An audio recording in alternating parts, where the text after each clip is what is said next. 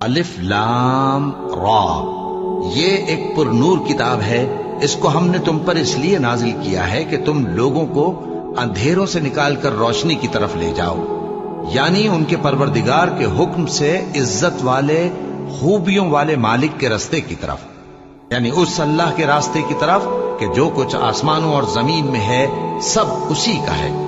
और उन काफिरों के लिए अजाब शदीद की वजह से तबाही और बर्बादी मुकद्दर है, जो आखिरत के मुकाबले में दुनियावी जिंदगी को पसंद करते और लोगों को अल्लाह के रास्ते से रोकते और उसमें कजी चाहते हैं। ये लोग बड़े दूर की गुमराही में हैं और हमने कोई पैगंबर नहीं भेजा मगर वो अपनी कौम की जबान बोलता था ताकि उन्हें अहकाम इलाही खोल खोल कर बता दे।